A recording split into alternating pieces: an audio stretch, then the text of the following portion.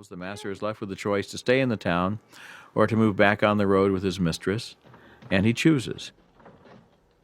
In a way, there's a kind of conservatism in the plot because at the end, as in the beginning, the master is on the road. He's in motion. He doesn't seem to be the kind of person who really belongs in any one place for a long time, so that's not a big surprise. It may be that this is the emotional high point of the film, the moment when she corrects him when he uses the word uncle and she says father, revealing the lie that she has been leading for the last 19 years. She now makes a dramatic break with her own past, as well as with this man, and is able now to accept her son and his potential companion on their own terms. What has really happened is that in one fell swoop, an old family, a false family, has been broken, and a new family, based more on truth, has been started just in the last few moments. このままでええんや。お前さえエロになれば、それでええんや。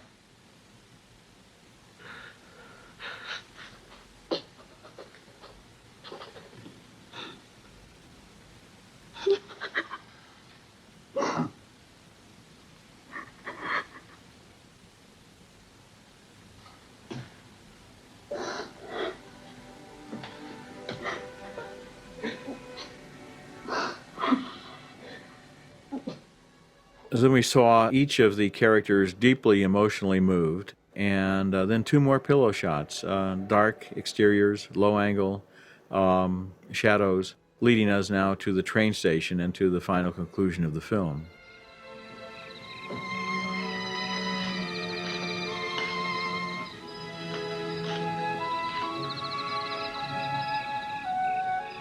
Here comes the old man, exhausted now, at the end of the line. Has his bag on his shoulder. And this is a beautiful, beautiful sequence. The master and Sumiko in the train station. It mirrors his earlier conversation with the mother of his son. They look at each other obliquely over their shoulders. That's a beautiful little bit of comic timing there in the way he puts the cigarette into his mouth as if to show that he doesn't care that she's there. He wants her to understand that. But he can't find a match. He can't find a match for his cigarette. As she comes over to him, it's all done with silence, with body language, with the history of these characters. Look at the way this is done here. He continues stubbornly to look around. He ignores the match. She lights another one. I love this scene.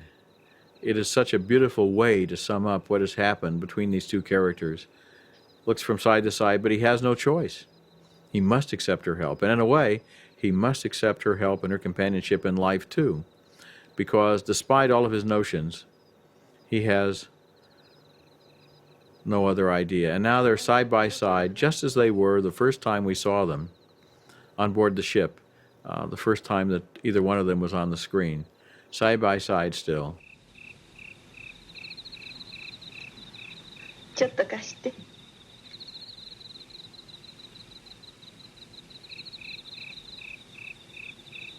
Very nice symmetry that the first time we saw them, they were side by side, smoking silently, looking ahead.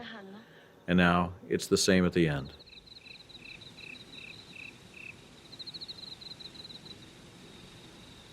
うちどこ行こうか思って迷っとんねんけど。 Even the dialogue has an echo. The first time we heard her speak, she was saying, "Master, are we there?" Now she's asking, "Where are we going next?" It's as if he would be stuck in contemplation and smoking if it were not for her presence to kind of budge him, ask him the necessary questions, motivate him for his next motion. 桑名のどこ? Motivate him for his next movement. 金吉の旦那にでも投げついてみようかと思うとんだやけど。 Something very subtle is happening here in that, although he apparently intended to reject her, he is now confiding in her He is giving her privileged information about his plans or about his prospects. He has fallen back into the old habit, into the old relationship with this woman, who, after all, has been there by his side for a long time, despite all of the terrible things that he says about her and to her. She understands him, I guess, well enough to be loyal to him and to still want to be side by side with him in their journey through life. The deep focus here, very useful in terms of letting her go into the back of the shot in order to buy a ticket from that man whose silhouette we saw through the window in long shot.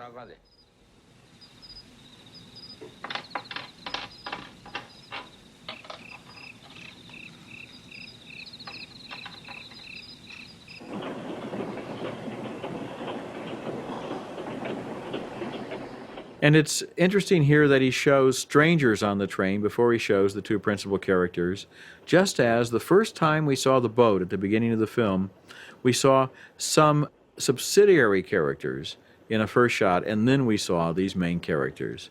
It's as if they're part of humanity. They're all taking a journey together. We see them sprawled in exhaustion, their limbs sprawling out into the aisle. A new journey, a new beginning, and for Ozu, a train is so significant as the way that chapters in life begin and end.